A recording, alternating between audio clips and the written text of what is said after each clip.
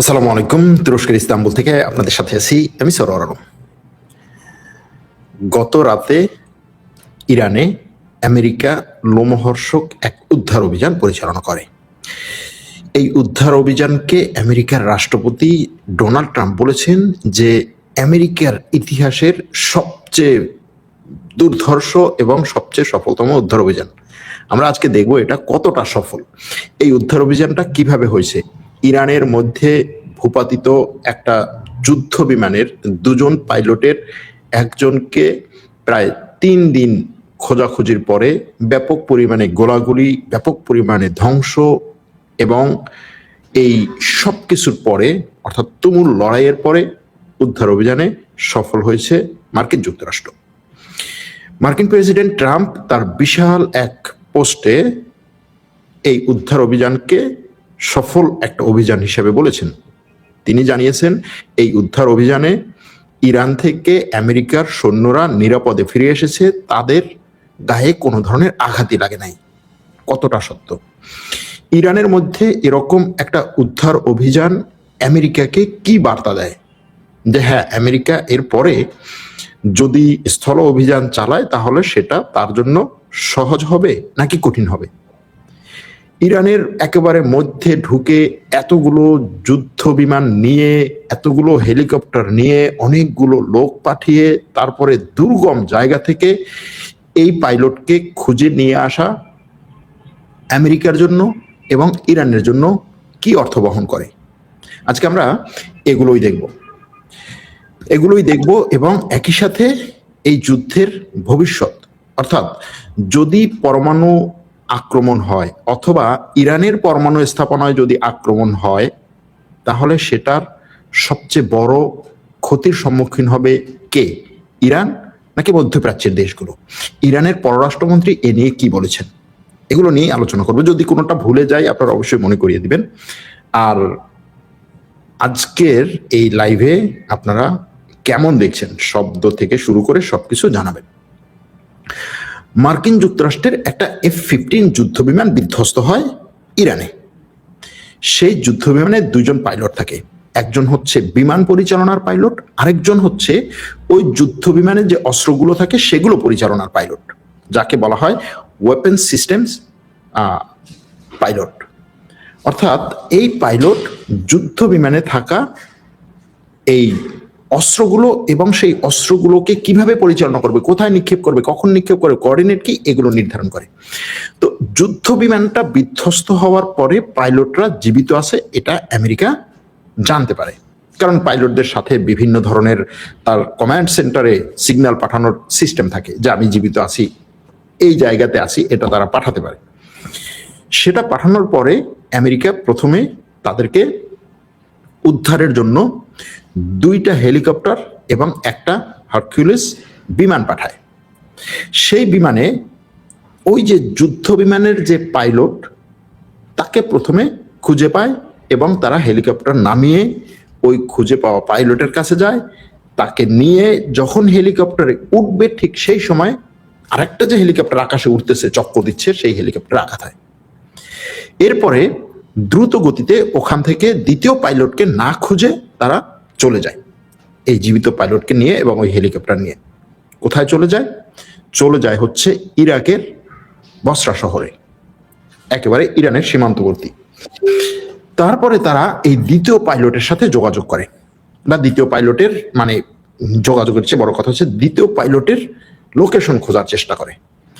এই লোকেশন খোঁজার সময়ে তারা এটা বুঝতে পারে যে দ্বিতীয় পাইলট বা এই যে ওয়েপন সিস্টেম অফিসার সে এমন জায়গায় তার ওই বিমান থেকে লাফ দিয়ে তারপরে প্যারাশুট নিয়ে পড়েছে যে জায়গাটা হচ্ছে দুর্গম এলাকা, ব্যাপক পরিমাণে পাহাড়ি এলাকা, সেখানে খুব সহজে যাওয়া কঠিন। ঠিক একইভাবে ইরানও এটা বুঝতে পারে, ইরানও তার যে ফোর্স ওটার কাছাকাছি আছে তাদেরকে ওই পাইলটের খোঁজে পাঠায়, সাধারণ জনগণকে বলে। ঠিক সেই সময়ে এভাবে খুঁজতে খুঁজতে তারা এই পাইলটের খোঁজে বিমান পাঠায়। সেই বিমানকে ভূপাতিত করে ইরান, হেলিকপ্টার ভূপাতিত করে। এই বিমান এবং হেলিকপ্টার ভূপাতিত করার কারণে আমেরিকা নতুন করে আবার প্ল্যান সাজায়। পাইলটকে উদ্ধারের জন্য।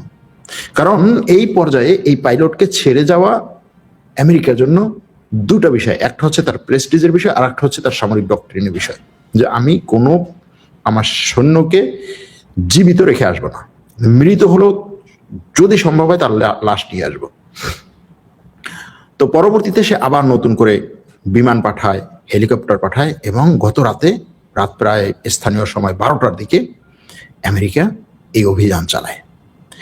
এই অভিযান চালানোর ক্ষেত্রে অবশ্যই আমেরিকার গোয়েন্দা সংস্থা এখানে ব্যবহার করা হয়, সিআইএ, ইসরায়েলের গোয়েন্দা সংস্থা ব্যবহার করা হয়, বিভিন্ন ধরনের স্যাটেলাইট ব্যবহার করা হয়, আমেরিকার গোয়েন্দা বিমান, গোয়েন্দা ড্রোন, হেলিকপ্টার, রিফুয়েলিং বিমান, কারণ এখানে যে গোয়েন্দা বিমান আসছে তার হচ্ছে কতক্ষণ পর্যন্ত এখানে ফুয়েল থাকবে, রিফুয়েলিং বিমান ব্যবহার করা হয়। এভাবে একটা না দুটো না, অনেকগুলো, আমেরিকার প্রেসিডেন্টের কথা হচ্ছে ডজন ডজন, মানে ডজন ডজন মানে হচ্ছে কমপক্ষে 24টা হেলিকপ্টার এবং বিমান, তারপরে হচ্ছে ড্রোন, এগুলো ব্যবহার করা হয়। ঠিক সেই সময়ে ইরানের যে অভ্যন্তরীণ গোয়েন্দা বাহিনী বা অভ্যন্তরীণ স্পেশাল ফোর্স যেটা বাজিস, তারাও ওই অঞ্চলে যায়। ওই অঞ্চলে তারা এই আমেরিকান বিমানগুলোর উপরে আক্রমণ করে। একই সাথে তারা ওই লোকের, অর্থাৎ আমেরিকার যে পাইলট, তার লোকেশনের কাছে যাওয়ার চেষ্টা করে। কারণ ইরান আসলে তার এক্সাক্ট লোকেশন জানতে পারে নাই, তার এক্সাক্ট লোকেশনটা জানতে পেরেছে আমেরিকা। কিন্তু ইরান যেটা ট্র্যাক করতে পেরেছে সেটা হচ্ছে আমেরিকার বিমানগুলো কোন জায়গাতে হচ্ছে বেশি এই কি বলে, মানে তার লক্ষ্যটাকে নির্ধারণ করছে, সেই জায়গাতে ইরান মূলত টার্গেট করেছে। এরপরে গত রাতে ইরানের এই স্পেশাল ফোর্স, ইরানের ওই অঞ্চলের সাধারণ মানুষ, এরা এই আমেরিকার বিমানের বিরুদ্ধে বা আমেরিকার যে অপারেশনের জন্য স্পেশাল ফোর্স পাঠানো হয় তাদের বিরুদ্ধে লড়াই করে। যেই কাজটা আমেরিকা করে সেটা হচ্ছে আকাশ থেকে সে তার হেলিকপ্টার এবং বিমান ব্যবহার করে ইরানের ফোর্স এবং ইরানের এই লোকদেরকে দূরে রাখার চেষ্টা করে। ব্যাপক পরিমাণে হচ্ছে বোমা বর্ষণ, গোলাগুলি করে ইরানের অনেক লোক মারা যায়। আবার একইভাবে তারা এমন একটা জায়গায় হচ্ছে অনেক বেশি কনসেন্ট্রেট হয় যে ইরান যেন বুঝতে পারে যে এই জায়গাতে হচ্ছে আমেরিকার সৈন্যরা বেশি মনোযোগ দিচ্ছে, তাহলে এই জায়গায়, অর্থাৎ ফলস ফ্ল্যাগ একটা লোকেশন তারা নির্ধারণ করে আসল তাদের এই পাইলটকে উদ্ধার করার জন্য। তো এভাবে যাই হোক, গত রাতে আমেরিকার এই আক্রমণে, পাল্টা আক্রমণের মধ্য দিয়ে তারা পাইলটকে উদ্ধার করে। কিন্তু পাইলটকে উদ্ধার করতে গিয়ে তারা তাদের দুটো বিমান হারায়, হেলিকপ্টার হারায়, ড্রোন হারায়। কিভাবে হারায়? আমেরিকার পক্ষ থেকে বলা হয়েছে যে এই বিমানগুলো হচ্ছে বালুর মধ্যে আটকে যায়। বিমান বালুর মধ্যে কি জন্য আটকে যাবে? কি বলে, জঙ্গল যদি হয়, পাহাড়ি এলাকা যদি হয়, বিমান বালুর মধ্যে কোথায় আটকে যাবে? আবার ধরুন বিমান বালুর মধ্যে আটকে গেল, একটা আটকে যাবে, দুটো বিমান বালুর মধ্যে আটকে যাবে।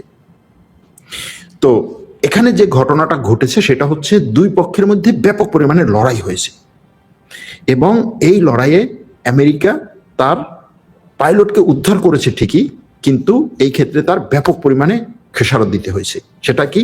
সেটা হচ্ছে কমপক্ষে 3টা হেলিকপ্টার এবং 3টা বিমান এই পাইলট উদ্ধারে ধ্বংস হয়েছে।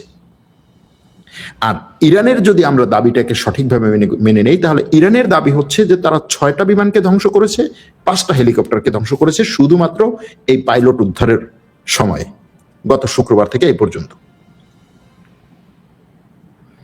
তো একজন পাইলট উদ্ধার করতে গিয়ে যদি আপনার 6টা বিমান, 5টা হেলিকপ্টার ধ্বংস হয়, অথবা 3টা বিমান, 3টা হেলিকপ্টার ধ্বংস হয়, এটাকে কতটা সফল বলা যায়?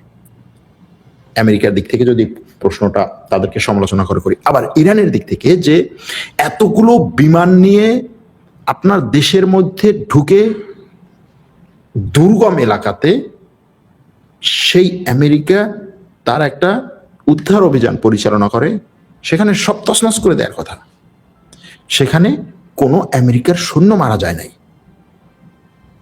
তাদের এই আকাশযানগুলো ধ্বংস হয়েছে ঠিকই, এখনো পর্যন্ত আমেরিকার সৈন্য মারা যাওয়ার কথা না ইরান বলছে না আমেরিকা বলছে। আমেরিকা বলছে মারা যাওয়া তো দূরের কথা, আমার কোনো সৈন্য আহতই হয় না, এটা আমেরিকার রাষ্ট্রপতির কথা। ইরানও কোনো সৈন্য হত্যা করতে পেরেছে এটা বলছে না। তাহলে এত মিসাইল, এত কিছু 24 ঘন্টা না 48 ঘন্টা পর্যন্ত এখানে অভিযান চালাচ্ছে, কোনো সৈন্য হত্যা হচ্ছে না, এবং এখান থেকে সে তার সৈন্যকে জীবিত উদ্ধার করে চলে যেতে পারছে। তাহলে এটা আমেরিকা কি এই বার্তা দেয় না যে হচ্ছে সে যদি চায় ইরানের মধ্যে এ ধরনের আরো একটা অভিযান চালিয়ে সৈন্যকে না কোন একটা স্থাপনার থেকে গুরুত্বপূর্ণ ইউরেনিয়াম উদ্ধার করে নিয়ে যেতে পারবে? হয়তো সেই ক্ষেত্রে তার আরো কিছু হেলিকপ্টার, কিছু বিমান, কিছু ড্রোন ধ্বংস হবে, বা 2-4 জন সৈন্য নিহত হবে, এরকম একটা বার্তা দেয় কিনা। এখন এই যুদ্ধ শুরুর পর থেকে এখনো পর্যন্ত যে ক্ষয়ক্ষতি হয়েছে ইরানের আমেরিকার বিমানের যে ক্ষয়ক্ষতি হয়েছে সেগুলো অনেকেই আপনারা জানেন, কিন্তু জাস্ট গত 3 দিনে নিশ্চিত যে ক্ষয়ক্ষতিগুলো সেগুলো কি? সেগুলো হচ্ছে একটা F-15 যুদ্ধ বিমান ধ্বংস, 2টা ব্ল্যাক হক কি বলে হেলিকপ্টার ধ্বংস, HS-60 হেলিকপ্টার ধ্বংস, এরপরে হচ্ছে লিটল বার্ড হেলিকপ্টার ধ্বংস, MH-6 লিটল বার্ড হেলিকপ্টার ধ্বংস, তারপরে হচ্ছে A-10 বিমান ধ্বংস, তারপরে হচ্ছে কমপক্ষে 2টা C-130 হারকিউলিস বিমান ধ্বংস, কমপক্ষে 2টা MQ-9 ড্রোন ধ্বংস। এরপরে আরো বলা হচ্ছে যে F-16 যুদ্ধ বিমান একটা জরুরি এমার্জেন্সি সংকেত দিয়ে তাড়াতাড়ি অবতরণ করেছে। কি C-135 যে হচ্ছে তার কি বলে তেলের ট্যাঙ্কার বা বিমান, ট্যাঙ্কার বিমান, সেই ট্যাঙ্কার বিমান জরুরি সংকেত দিয়ে অবতরণ করেছে। আরো একটা A-10 বিমান জরুরি সংকেত দিয়ে অবতরণ করেছে। তার মানে হচ্ছে এই 3টে বিমানেও হয়তো আঘাত হেনেছে অথবা তাদেরকে টার্গেট করা হয়েছিল, তারা জরুরি অবতরণ করেছে। টোটাল হচ্ছে প্রায় 2 আর 2 4 আর 2 6 7 8 9 10 11 12টা আকাশযান এই অভিযানে জাস্ট হচ্ছে টার্গেট করা হয়েছে। কতগুলো ক্ষয়ক্ষতি হয়েছে, কতগুলো আংশিক ক্ষতি হয়েছে, কতগুলো হচ্ছে টার্গেট থেকে বেঁচে গেছে।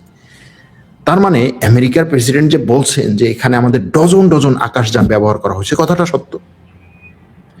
এখন এই অভিযানে আমেরিকার কোনো সৈন্য হতাহত হয়েছে কিনা, ট্রাম্পের কথা অনুযায়ী কেউ হতাহত হয়নি, কিন্তু ফক্স নিউজ বলছে যে আমেরিকার সৈন্যরা হতাহত হয়েছে, অনেকগুলো সৈন্য হতাহত হয়েছে, এবং যেই পাইলটকে উদ্ধার করা হয়েছে সেও ব্যাপক পরিমাণে অসুস্থ, তার অবস্থা গুরুতর, এরকম খবর বলছে। এখন এটাকে দুই পক্ষই সেলিব্রেট করার মতো একটা ঘটনা, আবার দুই পক্ষকেই সমালোচনা করার মতো একটা ঘটনা। দুই পক্ষ কেন সেলিব্রেট করার মতো ঘটনা? কারণ হচ্ছে এই ঘটনায় আমেরিকা যতগুলো বিমানকে খুইয়েছে এটা হয়তো বা আমেরিকার ইতিহাসে কখনো এতটা হয় নাই কোন একটা উদ্ধার অভিযান পরিচালনার ক্ষেত্রে। আমেরিকার প্রেসিডেন্ট যেরকম বলে যে আমার অধীনে এমন কাজ হয়েছে ইতিহাসে এরকম হয় না, ঠিক একইভাবে এমন কাজ হয়েছে যেটা আমেরিকার ইতিহাসে হয় নাই। পাইলটকে উদ্ধার করেছে ঠিকই, কিন্তু তাদের ক্ষয়ক্ষতির পরিমাণ কিন্তু যথেষ্ট। আবার ইরানের দিক থেকে পাইলটকে তাদের রক্ষা করার দরকার ছিল, মানে গ্রেফতারের দরকার ছিল, অথবা আমেরিকার এই পাইলটকে উদ্ধার করতে আসা অন্তত 5 জন সৈন্য, 6 জন সৈন্য, হেলিকপ্টার বিধ্বস্ত হয়েছে, 6 জন সৈন্য মারা গেছে, এরকম একটা পরিস্থিতি হওয়ার দরকার ছিল, হয়নি। আর ইরানের ব্যাপারে আসলে এই ক্ষেত্রে একটা জিনিস বলা দরকার যে ইরানের রাষ্ট্রপতিকে বহনকারী হেলিকপ্টার যখন বিধ্বস্ত হলো দেশের মধ্যে, সেই হেলিকপ্টার খুঁজে পাওয়ার মতো তখন ইকুইপমেন্ট ইরানের কাছে ছিল না। তাকে প্রায় 24 ঘন্টা পরে তুরস্ক থেকে ড্রোন গিয়ে খুঁজে পায়। তো সেখানে আমেরিকার একজন পাইলট সে বিমান থেকে লাফ দিয়ে প্যারাশুট দিয়ে নেমেছে, কোনো একটা দুর্গম এলাকায় পড়েছে, সেই তার লোকেশন ইরান খুঁজে বের করবে, কঠিন একটা কাজ।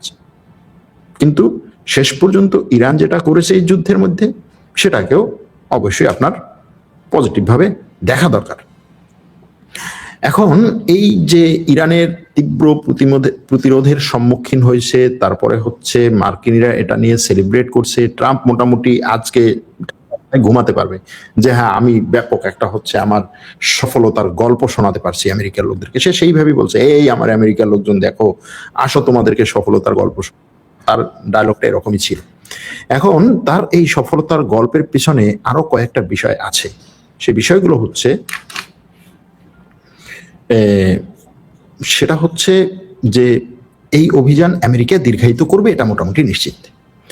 এই অভিযানে আমেরিকার আরো কিছু বিমান হারাবে, কিছু সেনাবাহিনী মানে সৈন্য মারা যাবে, এ ব্যাপারেও আমেরিকা মানসিকভাবে প্রস্তুত। কিন্তু যেই জায়গাটা প্রস্তুত না সেটা হচ্ছে মধ্যপ্রাচ্যের দেশগুলো। তারা এই যুদ্ধে কতটা ক্ষতির সম্মুখীন হওয়ার জন্য প্রস্তুত। কারণ ইরানের পররাষ্ট্রমন্ত্রী গতকাল বলেছেন যে আমার ইরানের বুশাহেরে যেভাবে ইরান, ইসরায়েল এবং আমেরিকা বুশাহেরে থাকা একটা পরমাণু স্থাপনায় হামলা চালাচ্ছে, যদি সেখান থেকে বিকিরণ হয়, সেখান থেকে যদি হচ্ছে রেডিও অ্যাক্টিভ বিকিরণ হয় এবং এই ইউরেনিয়ামগুলোর কি বলে ধোঁয়ার সাথে বাতাসের সাথে ছড়িয়ে পড়ে, তাহলে সেটার আঘাতটা বা সেটার এই বিকিরণটা ইরানের মানুষের উপরে যতটা বেশি আসবে তার চেয়ে বেশি হবে হচ্ছে এই উপসাগরীয় দেশগুলো যেগুলো আছে সেগুলোর, বিশেষ করে কাতার, বাহরাইন, সংযুক্ত আরব আমিরাত।